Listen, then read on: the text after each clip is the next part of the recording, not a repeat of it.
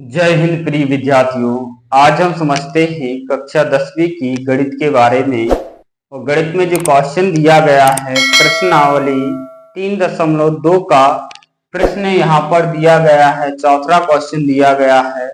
इस प्रश्न चौथे में देखेंगे और इसमें जो पहला क्वेश्चन है कि निम्नलिखित रैखिक समीकरण को प्रतिस्थापन विधि से हल कीजिए। जी हाँ दोस्तों, प्रतिस्थापन विधि को हल करने से पहले थोड़ा सा आपको एक मेथड जानना है कि जब भी हम प्रतिस्थापन विधि को हल करेंगे तो समीकरण 1 से लेंगे और जब भी x से 1 से लेंगे तो x का मान हमको प्राप्त होगा।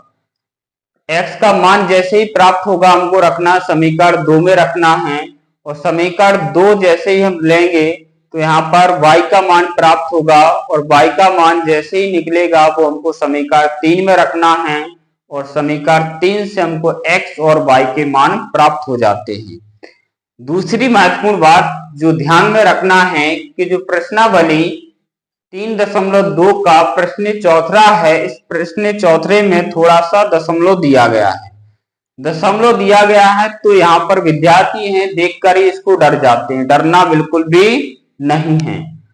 यह बच्चों वाला क्वेश्चन है, वैसे ही जैसे हम करते आए। थोड़ा सा यहाँ पर पैटर्न को चेंज किया गया है। क्या लगा दिया गया है? दशमलव लगा दिया गया है।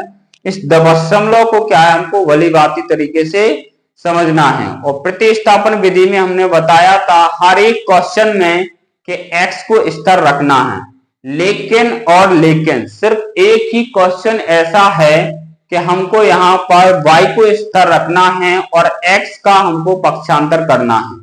यहाँ सिर्फ एक क्वेश्चन में हम थोड़ा सा पैटर्न चेंज करेंगे और पूरा वही पैटर्न है जैसे कि हम प्रश्नावली 3.2 से प्रश्न क्रमांक पहले से हर एक क्वेश्चन को हम करते आ रहे हैं। उसी पैटर्न को हमको इसी पर हल करना है। तो आइए देखते हैं। यहाँ पर पहले तो हम इनको नाम दे देते हैं। यहाँ पहले का नाम है समीकरण 1 और दूसरे का नाम दे देंगे समीकरण 2। आइए देखते हैं यहाँ पर प्रतिस्थापन विधि से इसको हल करना है। तो यहाँ लिख लेंगे समीकरण 1 से। क्या लिख लेंगे दोस्तों? समीकरण 1 से। समीकरण 1 की बात हो रही है तो समीकरण 1 को वैसे की वैसे उतार लें। 0.2x कितना है? 0.2x प्लस 0.3y बराबर 1.3। हर यहाँ पर क्वेश्चन में हम x को स्थिर रखते हैं, लेकिन इस चौथे क्वेश्चन में ही हमको सिर्फ y को स्थिर रखना है। तो यहाँ हम y को स्थिर रखेंगे तो यहाँ लिखेंगे 0 - के 3y बराबर 1.3। पक्षांतर करना है हमको x का, तो यहाँ संख्या है प्लस की तो हो जाएगी माइनस के 0.2x। इतना क्लियर हो गया। इसके बाद हमको क्या करना है कि यहाँ जो y बराबर कितना रख लेना है? 1.3 माइनस यहाँ पर माइनस 0.2x और वटे जो गुणा की संख्या है दोस्तों वो कहाँ पहुंचेगी? यहाँ पर भाग में पहुंचेगी। तो यहाँ पर लिख लेना है 0.3। इसको नाम दे देना है समीकरण 3। अब हमको पता है कि जैसे ही हमको x का मान प्राप्त होता है, लेकिन यहाँ हमको x का नहीं प्राप्त हुआ, किसका हुआ? y का मान प्राप्त हुआ। तो थोड़ा सा क्या करना, जो y का मान किस में रख रहे हैं? समीकरण 2 में रखना है। तो यहाँ थोड़ी सी भाषा आपको लिखना है कि जो y का मान समीकरण 2 में रखने पर इस भाषा को लिखने के बाद आपको जो समीकरण 2 है वह वैसी की वैसी उतार दें। 0.4x plus 0.5y equal to 2.3। क्या रख देना है? 2.3 रख देना है। इसके बाद यहाँ पर 0.4x प्लस 0.5 0 पॉइंट क्या दिया गया है 5। अब यहाँ थोड़ा सा ध्यान रखना है कि जो y का मान है वह y का मान हमको रख लेना। y का मान कितना है 1.3 माइनस 0.2 x वटे 0.3 और यहाँ पर कोष्टक लगाना है। अब बच कितना रहा है यहाँ पर बराबर के 2.3। यहाँ थोड़ा सा आपको ध्यान रखना है कि यहाँ पूरे समीकरण में हमको क्या कर देना है, दोनों पक्षों में हमको 0.3 का गुणा कर देना है। तो यहाँ देखिए क्या लिखेंगे, पूरे समीकरण में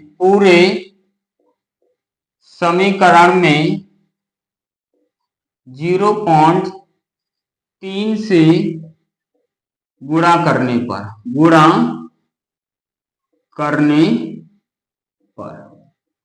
तो हम इस सी को हम वैसे के वैसे लिख देंगे। तो इस समीकरण में यहां भी हो जाएगा 0.3 का गुणा और यहां भी 0.3 का गुणा हो जाए। क्यों होगा, क्योंकि पहला पक्ष जे बना हुआ है, दूसरा पक्ष जे बना हुआ है। तो यहां हम क्या कर देंगे 0.3 गुणे वही की वही संख्या हम पूरी उतार देंगे। यहां कितना उतार सकते हैं 0.4 x प्लस कितना है 0.5 इंटू और यहां दिया गया है 1.3 माइनस 0.2x कोष्टक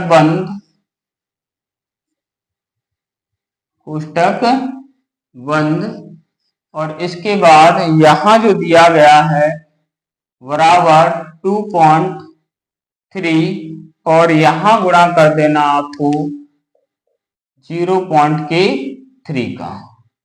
यहां पर आपको बटे का नहीं करना है, इसी का यहां गुणा कर देना और यहां का इस तरफ भी गुणा कर देना।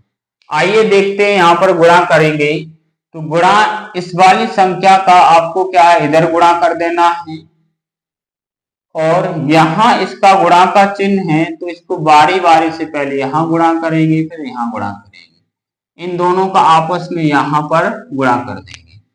तो आइए देखते हैं गुणा करते हैं। आपको यहाँ पर दशमलव भूल जाना है कि दशमलव है ही नहीं, एक अंक बाद दशमलव यहाँ, एक अंक बाद यहाँ है।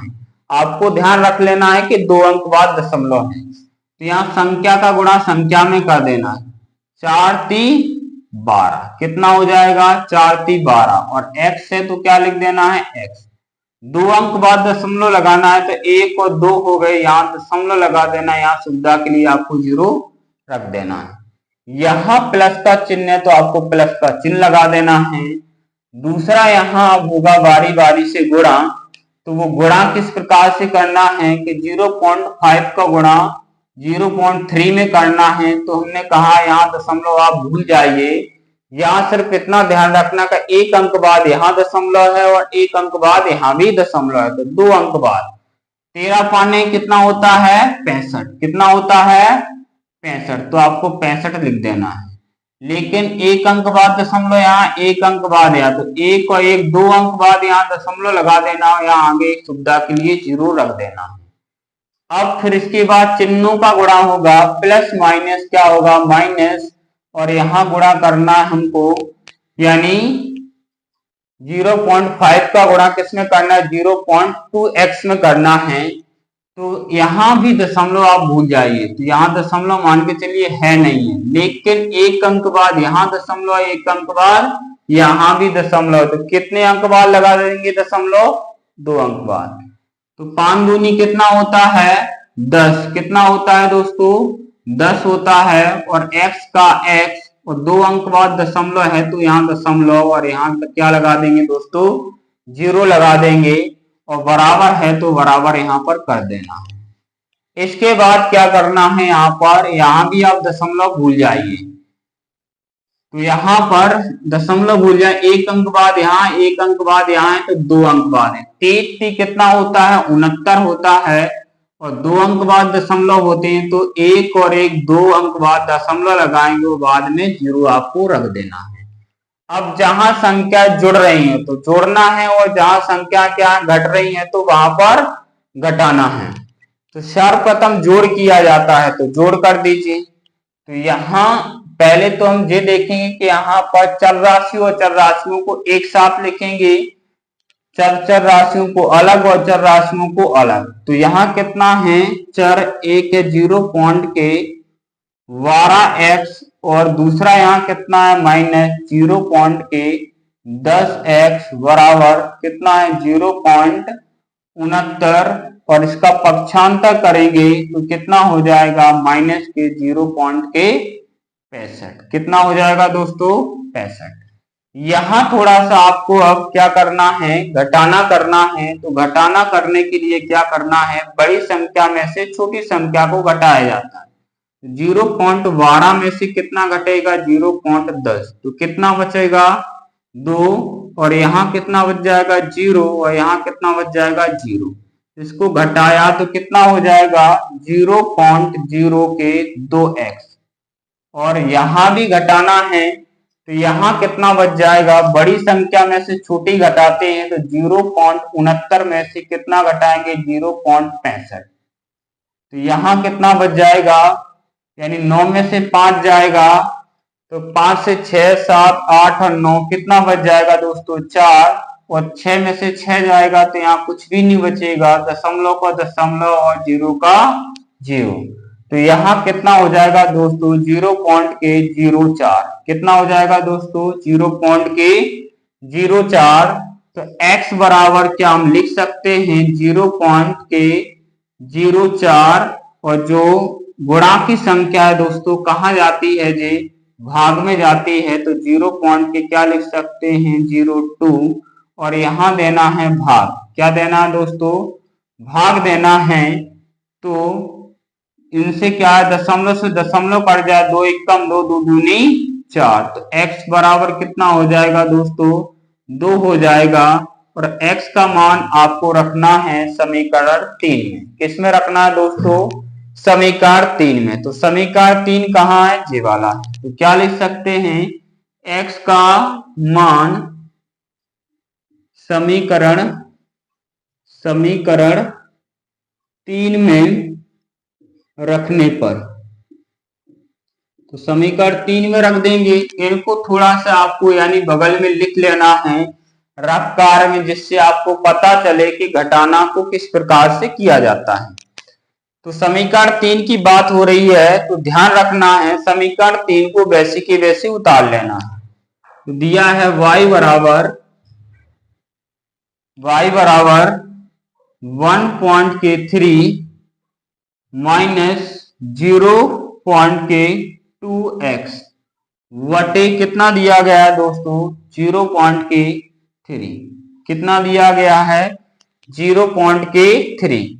अब हमको रखना है y यानी x का मान। तो y बराबर क्या लिख लेंगे 1.3 माइनस 0.2 और x का मान यहाँ पर दोस्तों रखना है। तो x का मान कितना है 2। कितना है 2 और बटे कितना है 0.3। यहां आगे बढ़ते हैं तो यहाँ y बराबर कितना आ जाएगा दोस्तों 1 क्या आ जाएगा 3 और पहले करते हैं गुणा।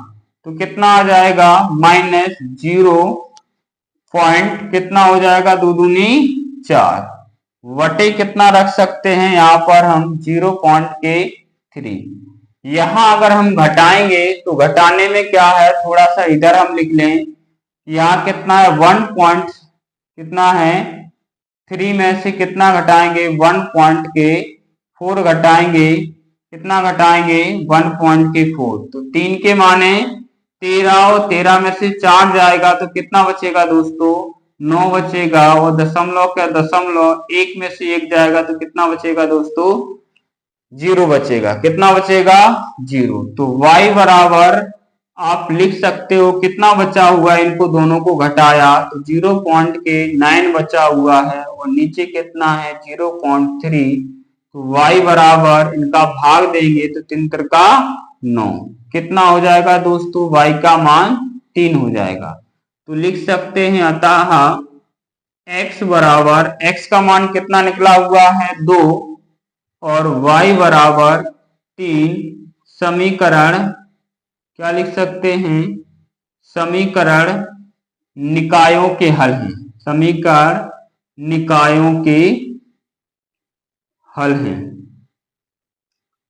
तो इस प्रकार से इस क्वेश्चन को हल करना है। थोड़ा सा आपको दशमलव को देखकर बिल्कुल भी कंफ्यूज नहीं होना है। स्टेप बाय स्टेप क्वेश्चन को हल करना है और इस प्रकार से अगर आप स्टेप बाय स्टेप क्वेश्चन को हल करते हैं तो जितने अंक का क्वेश्चन आपको 2 नंबर में आ रहा है, 3 नंबर में आ रहा है, तो अगर इस पैटर्न से करोगे तो एक भी नंबर आपका काटा नहीं जाएगा।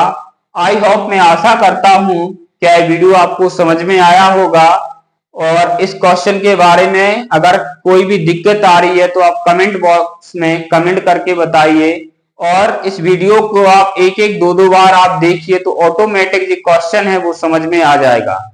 जय हिंद। नेक्स्ट क्लास में मिलते हैं।